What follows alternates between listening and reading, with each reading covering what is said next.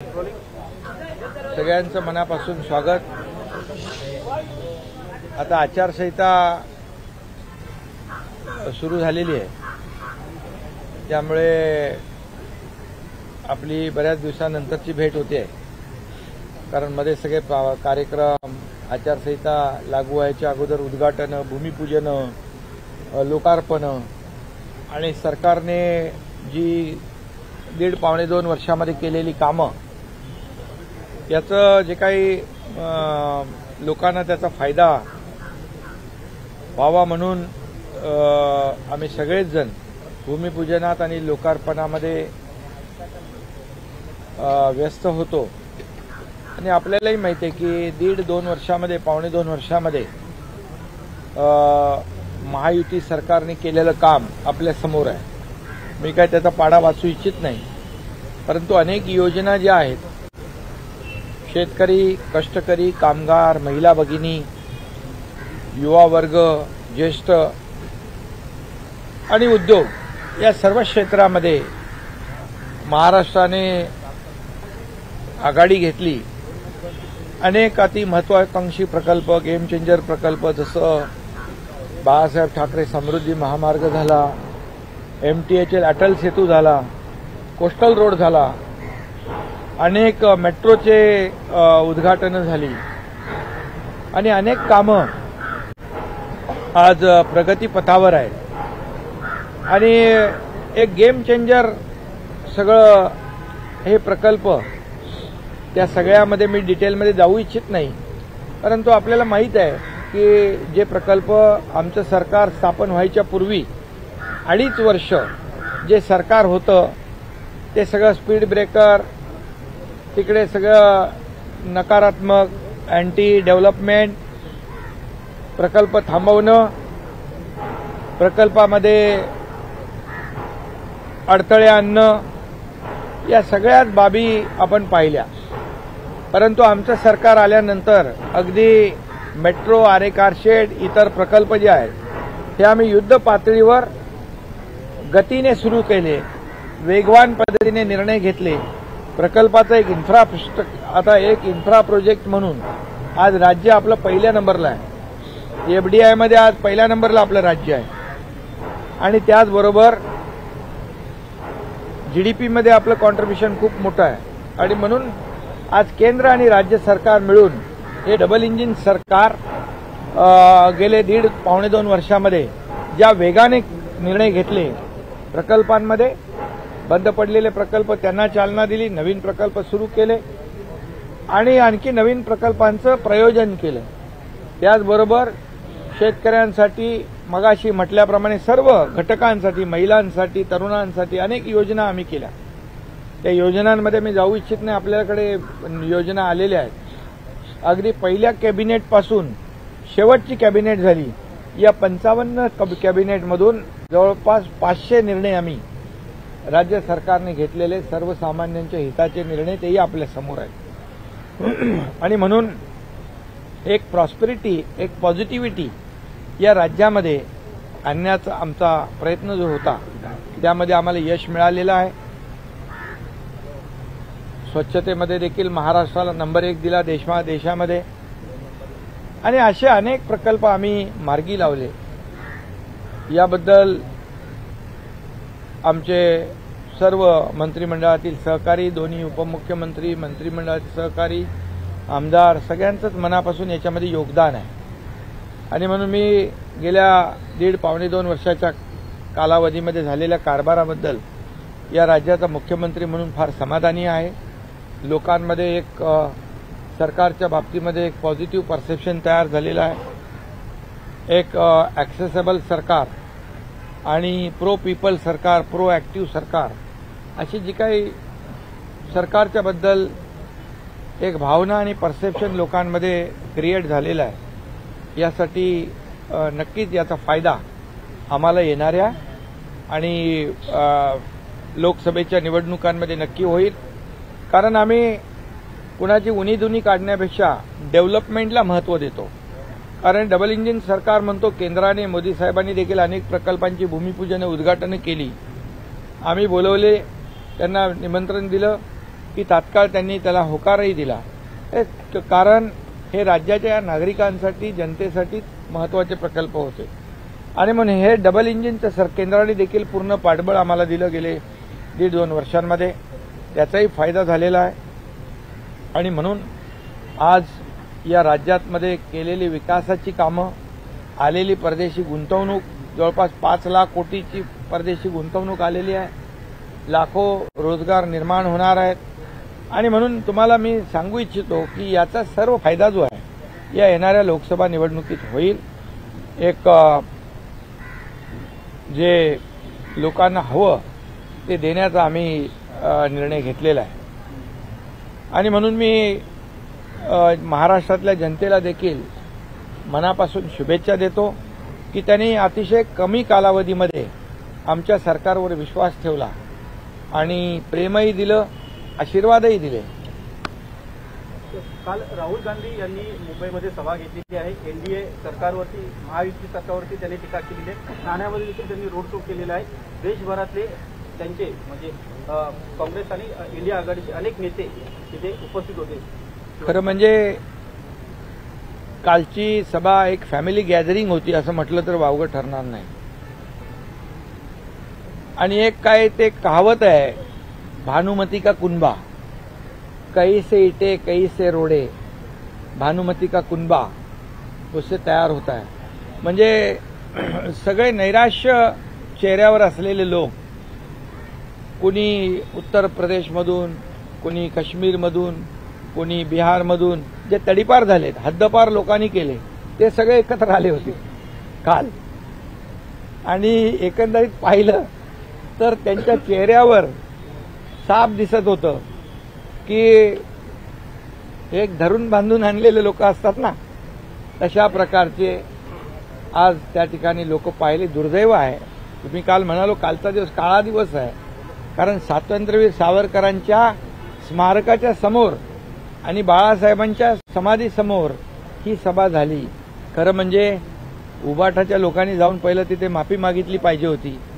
जाऊन आमच्या सावरकरांच्या विरोधात बोलणाऱ्यांच्या बरोबर मला बसावं लागतंय.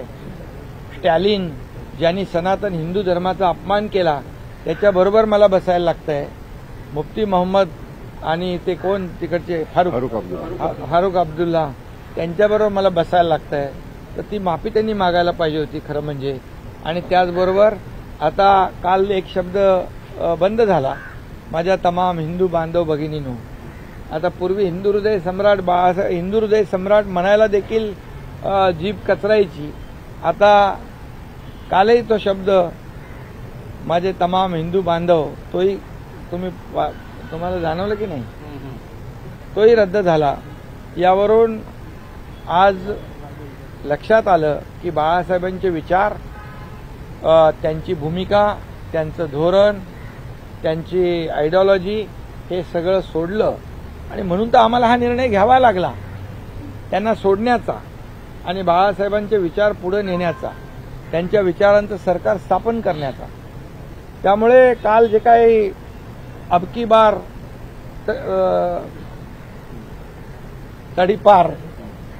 तडीपार आता स्वतः त्यांना तडीपार या महाराष्ट्रातल्या शिवसैनिकांनी केलंय, जनतेने केलंय 1.5-2 वर्षापूर्वी. आणि आता जे इतर राज्यातून तडीपार झालेले लोक इथं आले ते मोदीजींना कसं काय तडीपार करू शकतात. आज 50-60 वर्षामध्ये ज्या मोदीजींनी 50-60 वर्षात जे झालं नाही काँग्रेसच्या सरकारमध्ये ते 10 वर्षामध्ये नरेंद्र मोदीजींनी करून दाखवलं. आणि त्याचा परिचय आपल्या समोर आहे.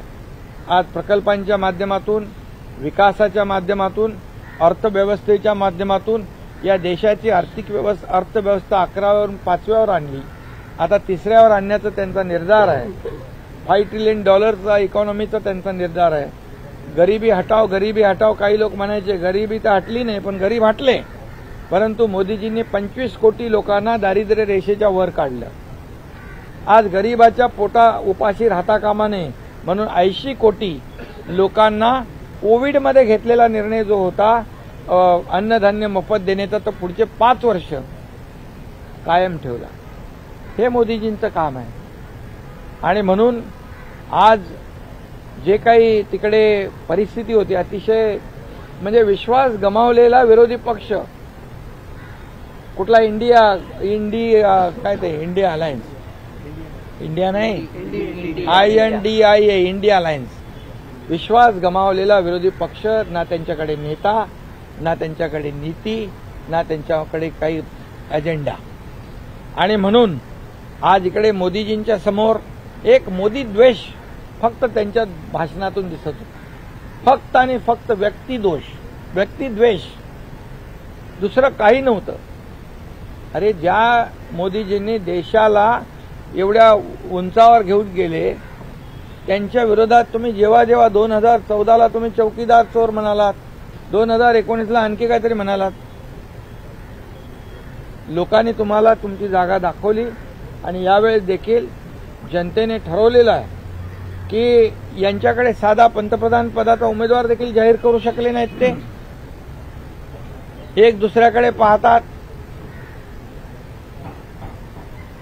राहुल गांधी यांनी त्यांच्या कालच्या भाषणामध्ये शक्ती हा शब्दप्रयोग वापरला त्यावरनं नाराजी जी आहे ती व्यक्त केली जात आहे. त्यांना शक्ती असं म्हणतात CBI ED यांची शक्ती जी आहे ती वापरली जाते ITची शक्ती वापरली जाते मात्र शक्ती या शब्दावरनं काही नाराजी जी नाही त्यांनी हिंदुत्वाची शक्ति म्हटलंय. हिंदू धर्म की शक्ति हिंदू धर्म की शक्ति मतलब क्या ये हमारी 3.5 शक्तिपीठ जो है महाराष्ट्र में वो हमारे देव देवताओं की शक्ति हमारी नारी शक्ति हमारी भारत माता की शक्ति ये सब शक्ति को समाप्त करेंगे वो इतनी बड़ी ताकत है उनके पास. ये इसका जवाब जो है हमारी नारी शक्ति हमारी महिला शक्ति हमारी सब माता बहनें निश्चित रूप से उनको आने वाले चुनाव में उनकी जगह दिखाएंगे. थाने के बारे में आपने कहा इतना बड़ा नेशनल लीडर थाने में 500 लोग नहीं थे पूरा फ्लॉप शो हो गया. उसका वीडियो देखो आप क्या बोल रहे बहुत बड़ी सभा हो गई. पहली मुंब्रा में तो 4-5 लोग भी नहीं थे सब गाड़ियां थी. एक नेता तो किसी को मार भी रहा था गर्दी भीड़ नहीं हुई करके. अरे ये देखा कि नहीं आप लोगों ने.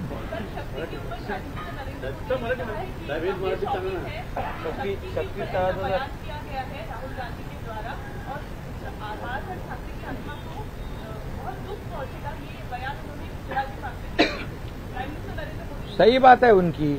मैंने जैसे कहा हमारे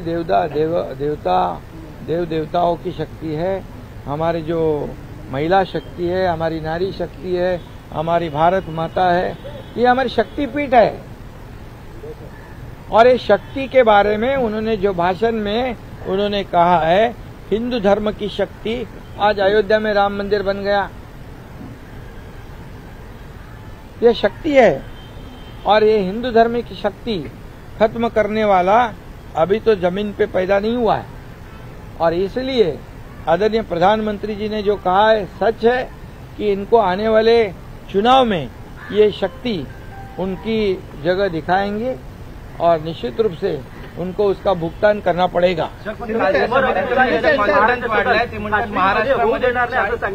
उमर अब्दुल्ला यांनी महाराष्ट्र सदन काश्मीरमध्ये होऊ देणार नाही असं सांगितलेलं आहे. ऑक्टोबरमध्ये विधानसभा निवडणूक होती त्यावेळेला आम्ही कसं होतं ते पाहू असं त्यांनी म्हटलं. मग हेच तर दुर्दैव आहे की जे भक्त आपले अमरनाथ यात्रेला जातात अमरनाथ यात्रेला जाणारे यात्रेकरूंसाठी मी स्वतः तिकडच्या राज्यपालांना विनंती केली की इकडे महाराष्ट्र भवन पाहिजे. ते त्यांनी मान्य केलं आणि फारूक अब्दुल्ला म्हणतात मैं नहीं होने दूंगा. किती द्वेष आहे. ये द्वेष ये उबाटो को मान्य आहे यांना मान्य आहे. त्यांच्या मांडीला मांडी लावून बसले. महाराष्ट्र भवन होऊन देणार नाही आणि त्यांच्या बाजूला बसता हे काय. हे किती लांछनास्पद आहे किती दुर्दैवी आहे. उद्धव ठाकरे यांना 5 मिनिटं काल भाषण करण्यात आलं त्यावर देखील टीका होती. आपली काय नाही त्यांना जे 5 मिनिटं दिली यावरून त्यांची पत जी आहे उदय त्यांची पत जी आहे ना 5 मिनिटं भाषण करायला दिली त्यांची पत जी आहे ती त्या कालच्या सभेमध्ये दिसली. आता त्यांच्याकडे आमदार खासदार शिवसेना नाही आहे त्यामुळे त्यांच्या पक्षाच्या ताकदीप्रमाणे त्यांनी दाखवलं. जिथं बाळासाहेब शिवतीर्थावरून भाषण करायचे देशाला मार्गदर्शन करायचे देशाला दिशा द्यायचे ती कालची केविलवाणी परिस्थिती पाहिली आम्ही. शिंदे सर मल्लिकार्जुन खरगे यांनी विधान केलं की तुमच्या नेतृत्वाखाली काही जे आमदार गेले किंवा अजितदादांच्या नेतृत्वाखाली आमदार गेले ते केंद्रीय यंत्रणांच्या दबावाखाली गेले, राहुल गांधींचाही तो सुरू होता आणि जे गेले त्यांना कदाचित बाहेर घेऊन माघारी घेऊन आल्या, त्यांचा पराभव हा निश्चित आहे असं स्वरूपाचं वक्तव्य होतं. त्यांनी एकदा असंही वक्तव्य केलं होतं. त्यांना विचारलं होतं अभी देश में सत्ता आपकी आएगी, क्या क्या होगा, तर ते म्हटले होते बकरी ईद में बचेंगे तो मोहर्रम में नाचेंगे. ते जर तपासून घ्या. खारगे त्यामुळे त्यांच्या स्वतःवरच विश्वास नाही. ते आमच्याबद्दल कशाला काय बोलण्याची गरज आहे. अरे आम्ही छाती ठोकपणे गेलो, आम्ही बोलत गेलो, लपून छपून नाही गेलो. बाळासाहेबांच्या विचारांची भूमिका घेऊन पुढे गेलो आम्ही. असे भूमिका बदलणारे आम्ही नाही सत्तेसाठी खुर्चीसाठी. शिवसेनेला एकेकाळी अच्युत मानणारे खरगे काँग्रेस आज त्यांचे गळाभेट करतात. हे पॉलिटिकल कॉम्प्रोमाइज आहे, तडजोड. हे आम्ही नाही करू शकत. शिंदे सर आम्ही महाराष्ट्रामध्ये 40 पार करू महाविकास आघाडी म्हणतो. कुठून मागून का कुठून? शून्य म्हणजे शेवटून आत्मविश्वास अरे आत्मविश्वास गमावलेले ते पाहिले मी. त्यांचे चेहरे बघितले. राहुल गांधीचं भाषण चालू होतं तेव्हा त्यांचे चेहरे बघण्यासारखे होते. शिंदे सर शिंदे सर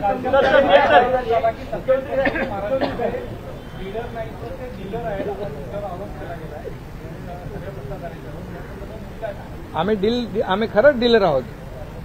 कारण आम्ही डील केली शेतकऱ्यांच्या हितासाठी, माय भगिनींना न्याय देण्यासाठी, तरुणांना रोजगार देण्यासाठी, कष्टकऱ्यांना न्याय देण्यासाठी आणि ज्येष्ठांना न्याय देण्यासाठी आम्ही केलं ना. आम्ही ह्याच्यासाठी केले. पैसे त्यांनी आतापर्यंत केलेल्या डील ते कुठले मोठे घोटाळे झाले 2014 पूर्वी.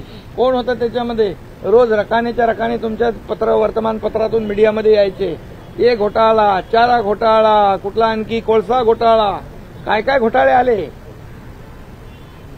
आता एकतरी घोटाळा दाखवा मोदीजींच्या काळात. एक सिंगल डाग नाही त्यांना लावता आला. त्यांच्याकडे आरोप करायला काही नाही म्हणून हे खोटे आरोप करतात.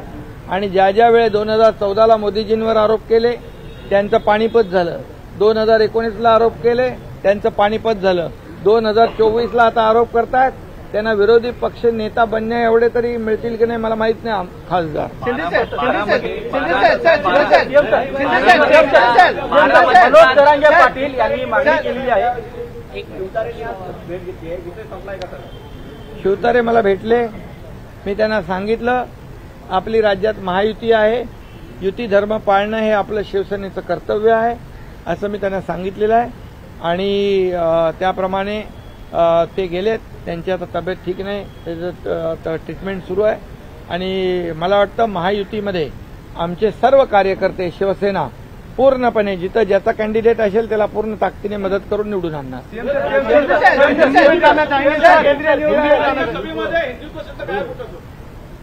अरे हिंदू द्वेषते सगळे होते ना तिकडे. सगळे हिंदुत्वाचा द्वेष करणारे सगळे होते तर हिंदू तो शब्द कसा येणार? फक्त मी हिंदू आहे तेही बोलले नाहीत काल. गर्व से कहू हम हिंदू तर गेलं, परंतु हिंदू शब्द बोलायला देखील काल हिंमत झाली नाही. त्यामुळे हिंदुत्ववादी पक्ष म्हणण्याचा नैतिक अधिकार त्यांना राहिलेला नाही. राहुल गांधी ने कल जो बोला था कि राहुल गांधी ने बोला था कि हिंदुओं को लेकर शक्ति, उसको लेकर बाद उनके नेता मल्लिकार्जुन खरगे ने डैमेज कंट्रोल करने की भी कोशिश की. तो क्या राहुल गांधी तैयारी करके नहीं कोई आते हैं या जानबूझ के विवादित वाला बयान देते हैं? क्या लगता है सर उसको? जो हौस से गई वो बुन से नहीं आती है. उन्होंने बोल दिया. उनका आपको पता है कि भाषण, उनका अभ्यास वो क्या हमेशा विदेश में ज्यादा रहते हैं ना, इसलिए यहाँ का जो उनको स्टडी होना चाहिए, कौन से मुद्दे पर अपने विचार रखनी चाहिए, उसमें थोड़ी गफलत हो सकती है. लेकिन उन्होंने जो कहा है कितना भी डैमेज कंट्रोल करें नहीं हो सकता है। उन्होंने तमाम आदि शक्ति, स्त्री शक्ति, नारी शक्ति, हमारे देव देवताओं का अपमान किया है और ये अपमान का बदला हमारे देश की जनता जरूर लेगी। जागा वाटप कधी होणार आहे, महायुतीचं जागा वाटप नेमकं कधी होणार आहे आणि बाळासाहेब ठाकरे ने हिंदुत्व का बिगुल फूंका था। कभी ऐसी स्थिति में किधर बिगुल बंद हो गया हो। तो उद्धव ठाकरे कई मायनों में जिस प्रकार से बाळासाहेब ठाकरे ने हिंदुत्व का मुद्दा उठाया था, कहीं न कहीं उसको जो है वो उसी जमीन पर गाड़ रहे हैं जहाँ हाँ, वहीं से शिव तीर्थ पे शिवाजी पार्क से ही बाला साहब ने हिंदुत्व की गर्जना की थी और शिवाजी पार्क पर अभी सभा लेने का नैतिक अधिकार उनको नहीं है, क्योंकि बाला साहब के विचार उन्होंने गाड़ दिए। बाला साहब के विचार को उन्होंने सत्ता और लालच में छोड़ दिए और जो बाला साहब के विरोधी विचार वाले, जो कांग्रेस, बाला साहब कहते थे अगर मेरी कांग्रेस होने लगी तो मैं मेरी दुकान बंद करूंगा। अभी उनके साथ ही ज्वाइंट वेंचर में दुकान चालू किया है इन्होंने।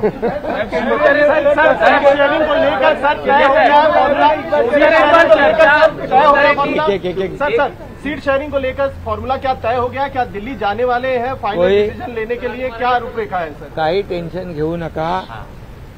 जागा वाटप समन्वयाने आणि सन्मानजनक होईल। महायुतीमध्ये कुठलाही विवाद नाही, काही चिंता करू नका।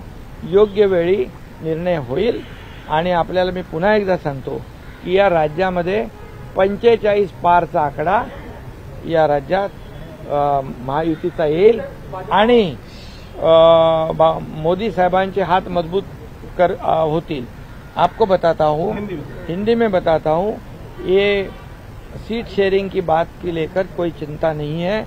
सम्मानजनक निर्णय होगा, समन्वय से निर्णय होगा और मैं दावे के साथ कहता हूं कि ऐसे माहौल में जब विपक्ष तो पूरा सो गया है, विपक्ष तो पूरा कॉन्फिडेंस लूज किया है उन्होंने, उनके उसमें तालमेल नहीं है। अपन म्हणतो ना कोणाचाच पायपूस कोणामध्ये नहीं, तालमेल नहीं है। वो एक दूसरे के ऊपर क्या बोलते हैं उसको, विश्वास नहीं है, एक दूसरे के ऊपर संदेह है उनके दिल में, ये क्या करेगा वो क्या करेगा। ऐसे परिस्थिति में जो 1.5-2 साल में हमने जो काम किया है, इस राज्य में का विकास किया है और केंद्र में मोदी जी ने 10 साल में काम किया है, उसका पूरा जो आज इस चुनाव में नतीजा आपको दिखेगा और 45 से ज्यादा सीटें महाराष्ट्र से आएगी और मोदी जी ने कहा है कि अब की बार 400 पार निश्चित रूप से आंकड़ा होगा। आपली पहिली यादी कधी जाहीर होणार साहेब? लोकसभा सीटें जो है वो कॉम्प्रोमाइज करेंगे? नहीं, मैंने अभी कहा ना कि समन्वय और सम्मानजन, क्योंकि महायुति है हमारी और हमारे में अच्छी तरह से अंडरस्टैंडिंग है और एक दूसरे को हम लोग साथ लेकर चलने वाले लोग हैं और हमारा टारगेट यही है कि मोदी जी को फिर से बड़ी ताकत से प्रधानमंत्री बनाएंगे और निश्चित रूप से 400 का पार पूरा आंकड़ा जो है पार होगा। राज ठाकरे क्या महायुति में शामिल हो रहे हैं? एमएनएस की मीटिंग हो रही है लगातार, क्या राज ठाकरे एमएनएस महायुति में शामिल हो रही है? एनडीए राज ठाकरे जी अभी हमारे एक विचारधारा वाले हैं, एक ही विचार के लोग हैं हम लोग सभी लोग, और इसलिए निश्चित रूप से योग्य निर्णय होगा। मनोज तरंगे पाटील मराठा आंदोलनावरती जे राजकीय गुन्हे दाखल झाले ते मागे घेण्याची मागणी केलेली आहे, त्या संदर्भात कारवाई काय कुठपर्यंत आलेली आहे? मी याच्यावर परवाच्या दिवशी पण बोललो की आपण त्यांच्या मागणीप्रमाणे जस्टिस शिंदे कमिटी आपण गठीत केली, ते काम सुरू आहे। मराठा आरक्षण 10% आपण देण्याचा निर्णय घेतला होता जाहीरपणे आणि तो विशेष अधिवेशन घेऊन आपण 10% आरक्षण दिलं। ते आरक्षणाचा लाभ मराठा समाजातल्या तरुणांनी जास्तीत जास्त घेतला पाहिजे। आता पोलिसांची भरती सुरू आहे, त्याचा फायदा त्यांना होईल। कोर्टामध्ये काही लोक गेले होते परंतु कोर्टाने त्याला स्टे दिला नाही। सरकारने राज्य हायकोर्ट आणि सुप्रीम कोर्टमध्ये कॅवेट फाईल करून ठेवलेला आहे।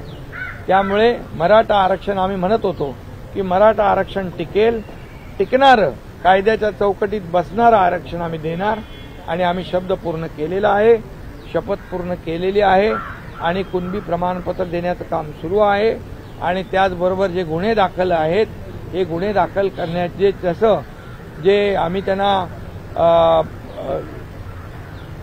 नोटिफिकेशन जे आहे कुणबीचं सगळे सोयरेंचं त्याला जी 8 लाख ज्या हरकती आलेल्या आहेत त्याच्या बाबतीमध्ये स्क्रुटिनी सुरू आहे, छाननी सुरू आहे. तसंच या बाबतीत देखील जे गुन्हे म्हणजे नॉन सिरियस आहेत, लोकशाहीमध्ये आंदोलन घेतलंय, सभा घेतल्यात, रॅली काढलेल्या आहेत, त्यामध्ये काही गुन्हे दाखल झालेत, काही रस्ता रोकोमध्ये गुन्हे दाखल झालेत. हे पहिल्या टप्प्यामध्ये त्याची स्क्रुटिनी सुरू आहे आणि सरकार पूर्ण सकारात्मक आहे. ते जे नॉन सिरियस गुन्हे आहेत ते सरकारने काढण्याचा निर्णय आचारसंहिता लागू व्हायच्या अगोदरच घेतलेला आहे. त्यामुळे त्याची स्क्रुटिनी चालू आहे, छाननी चालू आहे आणि जे सिरियस गुन्हे आहेत ज्याच्यामुळे जीवित आणि वित्तहानी ज्याच्यामध्ये नाही, जीवित आणि वित्तहानी ज्याच्यामध्ये नाही ते गुन्ह्याचं वर्गीकरण केलं जाईल आणि जे सिरियस गुन्हे आहेत ज्याच्यामध्ये वित्तहानी आहे, जीवितहानी आहे, मालमत्तेचं नुकसान झालेलं आहे, ह्या दुसऱ्या क्रायटेरियामध्ये त्यांना बसवून आपण त्याच्यावर सकारात्मक मार्ग या काढणार आहोत आणि जे छोटे गुन्हे आहेत, लोकशाहीमध्ये आंदोलन करण्याचा अधिकार आहे, ते आम्ही तात्काळ काढण्याचा निर्णय अगोदरच आचारसंहिता लागायच्या अगोदर घेतलाय. ती छाननी सुरू आहे आणि ते लवकर निर्णय होईल. शेवटचा प्रश्न आहे, पोलीस वयोमर्यादा ओलांडलेले जे तरुण आहेत त्यांच्याबाबत तारीखही वाढवून मिळणार आहे का? सर शक्ति वाले बयान पर राहुल गांधी ने कहा है ईवीएम में है. तुम्हाला एक किती संयुक्त काय राजा की आत्मा, देश के राजा की आत्मा ईवीएम में है असं त्यांनी विधान केलं. राहुल गांधी ने कल सर शिवाजी पार्क में बोला. साहेब राहुल गांधी ने ट्वीट केलं. अरे जब ऐसे बात ते जर असं बोलत असतील तर त्यांनी त्यांचा पराभव कबूल केलेला आहे. त्यांचा पराभव त्यांना कबूल केलाय त्यांनी. जब ईवीएम में जब उनका राज्य जीतता है ईवीएम के जरिए तब ईवीएम बराबर है और जब हारता है तो ईवीएम खराब है. ये कौन सा तरीका है? तुम इलेक्शन कमीशन को गाली देते हो, सुप्रीम कोर्ट को तुम सलाह देते हो, तुम सबको जब तुम्हारे हित में फैसला होता है तो वो एजेंसी अच्छी है, तुम्हारे हित के तुम्हारे विरोध में जनता ने जो फैसला दिया है तब वो एजेंसी गलत. ये क्या है सर? ये दोगली राजनीति है. ये जो दो मुंह का सांप होता है ना, होता है ना. सीएम सर शक्ति वाले बयान को लेकर एक मिनिट ते तपासून घेऊ आपण आणि निवडणूक आयोगाचा आदर आम्ही राखणार आहोत. शक्ति वाले बयान को लेकर राहुल गांधी ने ट्वीट किया है. उन्होंने कहा कि मोदी जी को मेरी बातें अच्छी नहीं लगती, किसी न किसी तरीके से उन्हें घुमाकर वो उसका गलत अर्थ निकालते हैं और बदलने की कोशिश करते हैं, क्योंकि उनको पता है कि मैंने गहरी सच्चाई बोली है. जिस शक्ति का उल्लेख उन्होंने किया है, जिस शक्ति से हम लड़ रहे हैं, उस शक्ति का मुखौटा मोदी जी हैं. देखो ये आज बोलने से क्या फायदा है? मैंने पहले कहा है, जो हाउस से गई वो बुन से नहीं आती है. समझ गए कि नहीं? तो हाउस से गए वो बुन से नहीं आते, मैं पहले ही कहा है. अभी कितने ही वो पॉलिश करेंगे तो कुछ होने वाला नहीं. वो जो बोला है उन्होंने बोला है, उनके जो जहर उगला है उन्होंने यहाँ पर आकर, समझ गए. और लोग जानते हैं, सब कुछ जानते हैं, क्योंकि अभी उन्होंने कहा कि लोकशाही नहीं है, हुकुमशाही है. अरे लोकशाही नहीं हो तो शिवाजी पार्क में आकर भाषण करते क्या हो? मोदी जी के खिलाफ बात कर सकते थे क्या? लोकशाही मजबूत लोकशाही है और इस लोकशाही का पूरे दुनिया में सम्मान होता है. Okay, thank you.